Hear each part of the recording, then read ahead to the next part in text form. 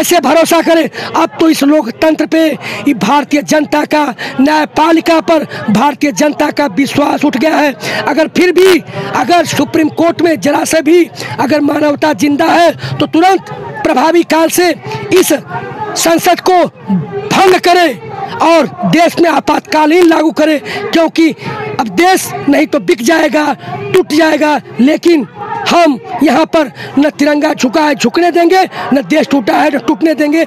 लेकिन अगर कोई भी जरा सा भी बचा है न्यायपालिका में तो तुरंत अभी अर्नब गोस्वामी को सुरक्षा दी जाए, इस सरकार को भंग किया जाए, उस पुलवामा की फाइल को फिर खोला जाए और उसमें शामिल किया जाए कि चेक पोस्ट क्यों हटाए गए। जय हिंद। से पहले अर्नब गोस्वामी को सुरक्षा दी जाए, क्योंकि उसकी किसी टाइम हत्या होने की आशंका हो सकती है। क्योंकि ऐसे मामलों में जब इतनी बड़ी आतंकी गतिविधियों से लिप्त उसके पास जानकारी है तो कहां से आई, कैसे आई, कौन दिया, किसने दिया, ये कोई मामूली बात नहीं है। वो भी पीएमओ कार्यालय से आई है तो उसकी हत्या भी हो सकती है। सबसे पहले कार्रवाई किया जाए। दूसरा जो है कि कुछ पत्रकारों को जो इनके कहने पर जो बोलता है वही छापती है और ये उनको संरक्षण करते हैं और वो पत्रकार इस सरकार को संरक्षण करते हैं। यही लूपा छेपी का गेम चल रहा है।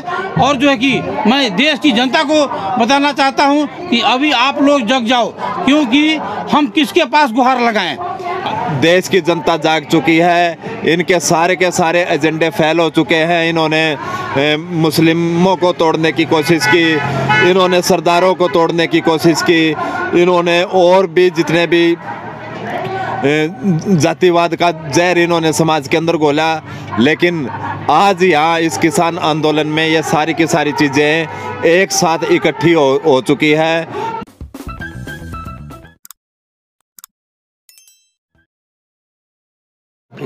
सर बताएंगे, अर्नब गोस्वामी की चैट लीक हो गई है और इससे एक बहुत बड़ा खुलासा हुआ है कि जो देश की अहम जानकारी थी, खुफिया गोपनीय जानकारी थी, वो अर्नब गोस्वामी तक पहुंच रही थी। और अर्नब गोस्वामी उसको टीआरपी में भुनाने की, अपनी जो टीवी की थी न्यूज चैनल की, वो रेटिंग बढ़ाने के लिए, उस पर पैसा कमाने के लिए उसका यूज़ कर रहे थे।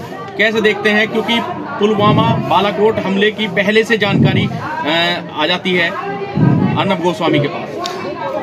जय हिंद। मैं मणिदेव चतुर्वेदी, रिटायर्ड बीएसएफ बनारस। सबसे मेरी पहली प्रतिक्रिया अर्नब गोस्वामी पर कि अर्नब गोस्वामी अक्सर पूछता था कि पूछता है भारत। आज अर्नब गोस्वामी पर थूकता है भारत, थूकता है भारत, थूकता है भारत और थूकता है भारत। और ये जो चैट उभर के आया है, निश्चित रूप से उन जो जवान सरहद पे डिप्लॉयमेंट है, जिन किसानों के बेटे सरहद डिप्लॉयमेंट है, जिन पत्नियों के बेटे सरहद पे डिप्लॉयमेंट है, पति जिस बहन के भाई सरहद पे डिप्लॉयमेंट है, उनके साथ धोखा हुआ है, उनकी लाशों पर बैठ के राजनीतिक हुई है। क्योंकि इसमें पीएमओ का भी नाम आया है। पीएमओ क्या करना चाहता है?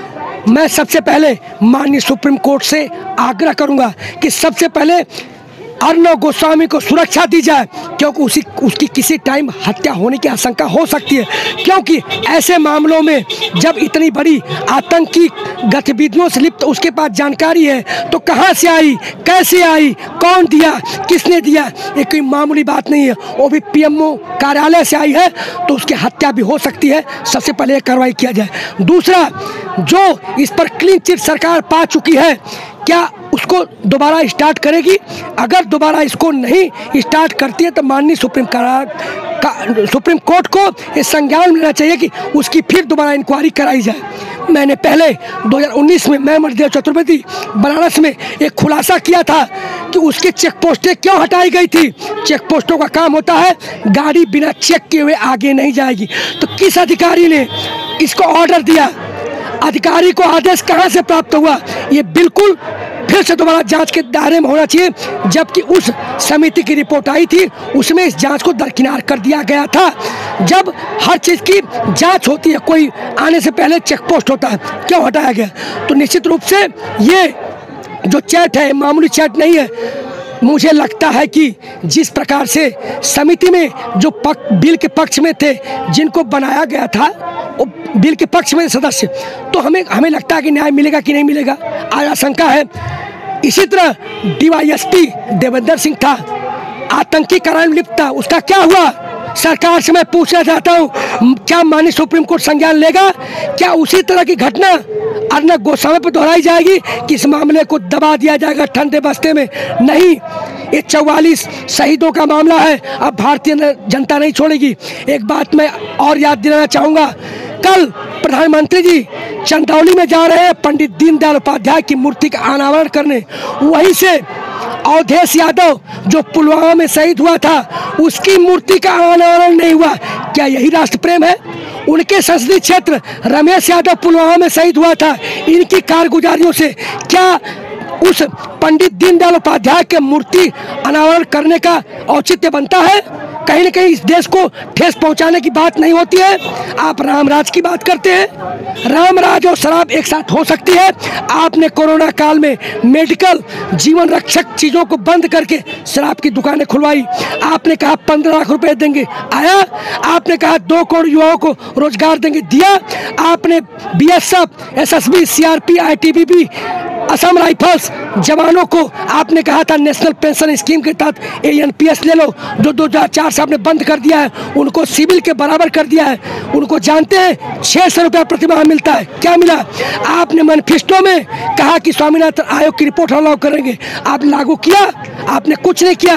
कैसे भरोसा करें? अब तो इस लोकतंत्र पे, भारतीय जनता का, न्यायपालिका पर भारतीय जनता का विश्वास उठ गया है।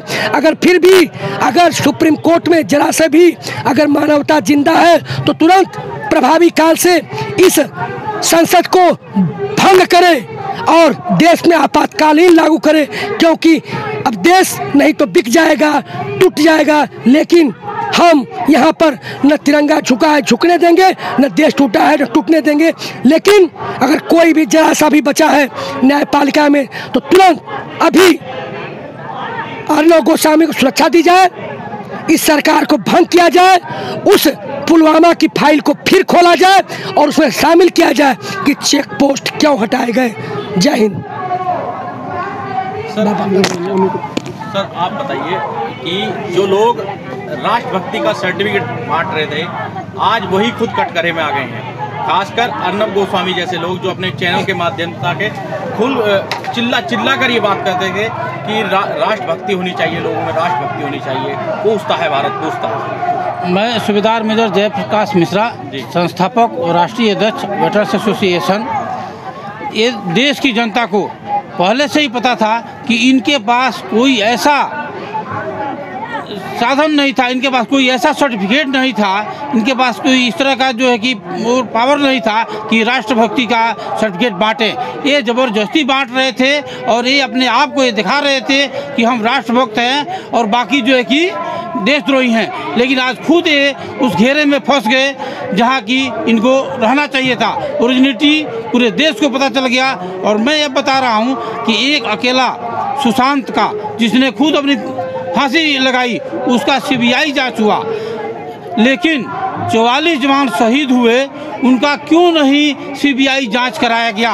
यह पहले से ही प्रश्न चिन्ह था और जो आज जाहिर हो गया कि यह प्रश्न चिन्ह बना को क्यों दबाया गया, क्योंकि इसमें सरकार और जो है कि ये अर्नब गोस्वामी का दोनों का मिली भगत था। ये सरकार जो है कि कुछ पत्रकारों को जो इनके कहने पर जो बोलता है वही छापती है और ये उनको संरक्षण करते हैं और वो पत्रकार इस सरकार को संरक्षण करते हैं। यही लुपा छिपी का गेम चल रहा है। और जो है कि मैं देश की जनता को बताना चाहता हूँ कि अभी आप लोग जग जाओ, क्योंकि हम किसके पास गुहार लगाएं? अभी यदि हम राष्ट्रपति के पास गुहार लगाते हैं, क्योंकि सरकार तो ऑलरेडी जो है कि तानाशाही है और जो है कि यह काम लिप्त है इसमें। लेकिन सर ये बताइए कि जिस तरह से जो पत्रकारिता को लोकतंत्र का चौथा स्तंभ माना जाता है, लेकिन अब पत्रकारिता की जो इमेज है वो लगातार गिरती जा रही है।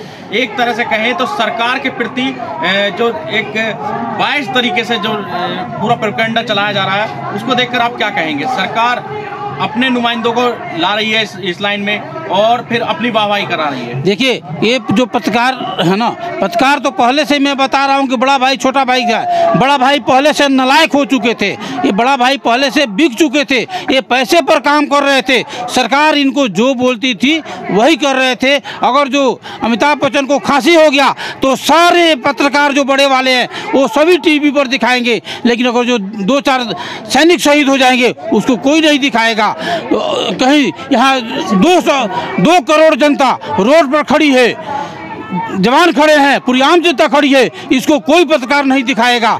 लेकिन अगर जो एक नेता को खांसी हो जाए, बुखार हो जाए तो सभी चैनलों पर आने लगेगा। इससे जाहिर हो रहा था कि ये बड़े भाई पत्रकार के जो थे ये नालायक हो चुके थे। और छोटे भाई आप जैसे वो इसका निभा रहे थे, अपना फर्ज निभा रहे थे। और मैं यह आम जनता से आह्वान करता हूं कि अभी आप जाग जाओ, क्योंकि यह आंदोलन जो है, यह आंदोलन सिर्फ किसानों का नहीं रह गया है, यह आंदोलन आप सभी को जगाने का है। क्योंकि हमारा देश जो है कि अभी गुलाम होने के कगार पर है।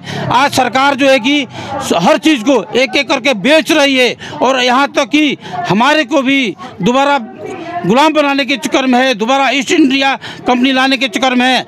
जिस अर्नब गोस्वामी के ऊपर इतना सरकार को विश्वास था, वही अर्नब गोस्वामी ने देश के साथ गद्दारी किया है। तो इस अर्नब गोस्वामी को सजाए मौत होना चाहिए, क्योंकि वह देश का गद्दार है और गद्दार को मौत के सिवाय छोटा कोई भी सज़ा नहीं हो सकता है। इसलिए मैं सुप्रीम कोर्ट से भी ये दरख्वास्त करूँगा कि इसमें हस्तक्षेप करे और जो कि इस सरकार को तुरंत बर्खास्त किया जाए, क्योंकि ये सरकार जो है कि अब सत्ता में बैठने लायक नहीं है और दोबारा चुनाव कराया जाए।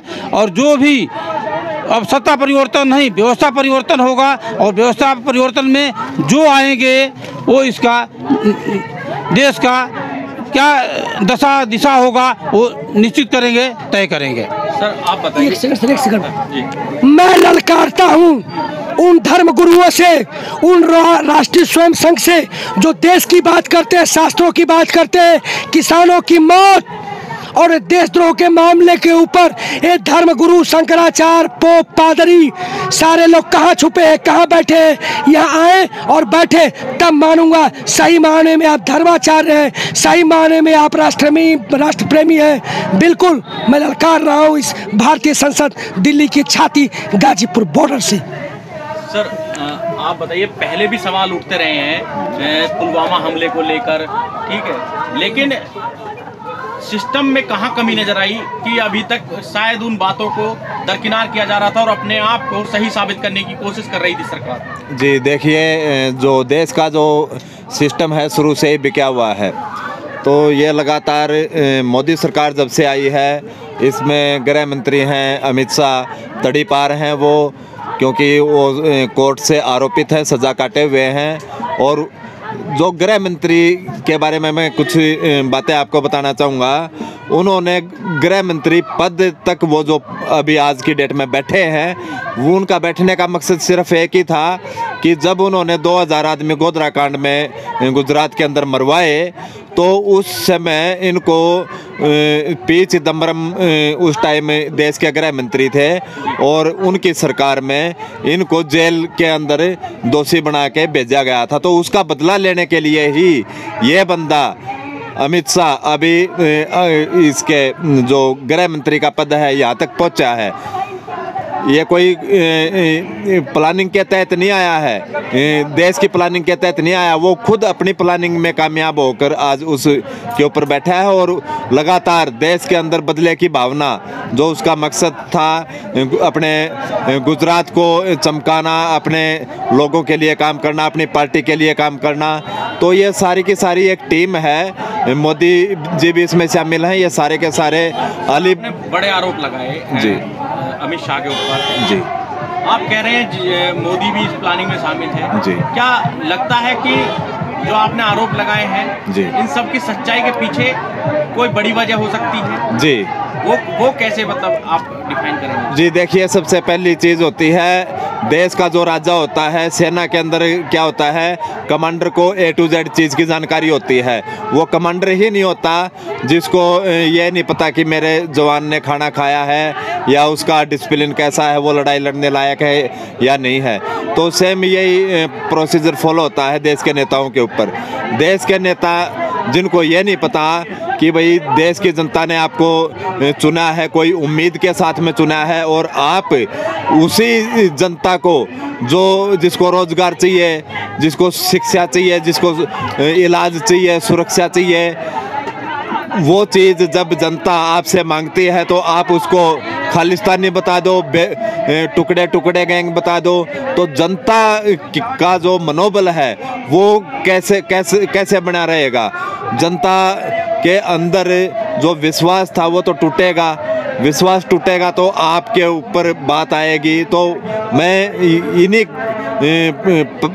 प्रमाणों के साथ में मैं ये बात कह सकता हूँ कि प्रधानमंत्री जी को पार्टी के सिवाय किसी देशवासी से के अंदर ना ही देशवासी के अंदर, देश से और देशवासी के निर्माण में, विकास में, सुरक्षा में, इनमें कोई भी इंटरेस्ट नहीं है। उसको सिर्फ इंटरेस्ट एक ही चीज़ में है कि उसकी पार्टी मजबूत रहे और वो लगातार शासन करता रहे। लेकिन अब ऐसा नहीं होगा। देश की जनता जाग चुकी है। इनके सारे के सारे एजेंडे फेल हो चुके हैं। इन्होंने मुस्लिमों को तोड़ने की कोशिश की, इन्होंने सरदारों को तोड़ने की कोशिश की, इन्होंने और भी जितने भी जातिवाद का जहर इन्होंने समाज के अंदर घोला। लेकिन आज यहाँ इस किसान आंदोलन में ये सारी की सारी चीज़ें एक साथ इकट्ठी हो चुकी है। मैं शुक्रिया भी करूँगा इस चीज़ का मोदी सरकार का कि आप अगर ये बिल लेके नहीं आते तो देश के अंदर ये भाईचारा दोबारा नहीं जुड़ता। बिल तो हम वापस कराएंगे ही कराएंगे, लेकिन सबसे बड़ी खुशी की बात है आज देश के अंदर भाईचारा जिस तरीके से यहाँ पे एक थाली में हिंदू, मुस्लिम, सिख, ईसाई हम चारों भाई भाई खाना खा रहे हैं, वो एक मिसाल पेश कर रहा है देश के अंदर। पूरी दुनिया इस चीज़ को देख रही है और आने वाले टाइम में यही जो हमारा भाईचारा है ये राजनीति के अंदर एक बहुत बड़ा व्यवस्था परिवर्तन करेगा। और देश का जो हमारे क्रांतिकारियों का सपना था अखंड भारत का, राम राज्य का, वो सपना पूरा होना अब कुछ ही कदमों की दूरी पर है, ज़्यादा समय अब नहीं लगेगा। ठीक है, आप क्या कहेंगे सर? ये जो अर्नब गोस्वामी की जो चैट लीक हुई है उसको देखकर क्या लगता है कि अर्नब गोस्वामी जैसे शख्स के पास और भी गंभीर, और भी जो सेंसिटिव जो जानकारियां हैं वो हो सकती हैं? अभी इस पर सुप्रीम कोर्ट को संज्ञान लेना चाहिए, अर्नब गोस्वामी को कस्टडी में लेना चाहिए। जिस तरह के आरोप अभी जो लगाए हैं आपके सहयोगियों ने, वो कहा कि उनकी हत्या भी हो सकती है। ये जो मेरे साथी कह रहे हैं वो ठीक है, लेकिन जिसके पास इतनी बड़ी सिक्योरिटी लीक हुई है उसके पास पता नहीं उसके भंडारे में क्या क्या होगा, उसको क्या क्या जानकारी होगी। इसलिए हो सकता है, ये मैं नहीं कहता हूँ कि कौन है, कोई भी उसको मरवा सकता है। ये नहीं कि ये मैं कहूँ कि सरकार मरवाएगी या दूसरा मरवाएगी, ये मैं नहीं बोलना चाहता हूँ, लेकिन इसकी हत्या जरूर हो जाएगी। क्योंकि ये जो है ये बहुत बड़ा आरोप हो गया उस पर, इतना बड़ा आरोप है कि इसको झेलना मुश्किल हो जाएगा, सरकार को भी झेलना मुश्किल हो जाएगा। इसलिए जहाँ तो इसको सुरक्षा दी जाए, जहाँ इसको अंडर कस्टडी में लिया जाए, कुछ ना कुछ किया जाए इसके बारे में, ताकि इसकी हत्या हो ना पाए। दूसरा, सरकार ये है, सरकार तो आंदोलन तोड़ने के लिए बैठी है, किसी भी कारण से आंदोलन टूटे। ये यहाँ ही देख लो, पंजाब हरियाणा ये एक मुट्ठी में हुआ था, इन्होंने SYL को खड़ा कर दिया, पानी वाली। पहले देखा जाता था छोटे लेवल पर कोई जासूस पकड़े गए या कुछ इस तरह का, एक आम आदमी के रूप में कोई जासूस पकड़ा गया, किसी देश का जासूस यहाँ पर। लेकिन एक पहली बार ऐसा कोई मामला है कि देश का कोई सबसे बड़ा पत्रकार इस तरह की जानकारियाँ पहले से शेयर करता है और बाकायदा उसका मुनाफा भुनाने के लिए, मुनाफे में भुनाने के लिए उन चीज़ों को किसी के साथ शेयर भी कर देता है। बात तो यही है, क्या सरकार को भी ये पता चल गया कि पत्रकार ऐसा था? क्या सरकार इसको अंडर अरेस्ट नहीं करेगी? क्योंकि इतना बड़ा आरोप सरकार पर आता है। ये पत्रकार पर तो आया ही आरोप, सरकार पर भी आता है। सरकार इसको अंडर अरेस्ट करेगी और इससे पूछेगी कि ये जानकारी तेरे को कहाँ से मिली, आगे से आगे कार्रवाई होगी, किसने इसको जानकारी दिया। किसने कैसे दिया, ये सब इसको निकाला जाएगा। और क्या हुआ क्या नहीं हुआ ये तो जहाँ तक सरकार जानती है, जहाँ ये पत्रकार जानता है। इसके विषय में हम नहीं बोलना चाहते कुछ भी। दूसरा ये आंदोलन चल रहा है, आंदोलन बहुत अच्छा चल रहा है, शांति से चल रहा है और शांति से चलेगा। इसको चाहे कितना भी तोड़ने की कोशिश करे, अभी मुट्ठी बंध गई है, ये मुट्ठी खुलेगी नहीं। ये सब पांचों उंगली एक साथ हो चुकी है, ये एक साथ ही रहेगा। Thank you.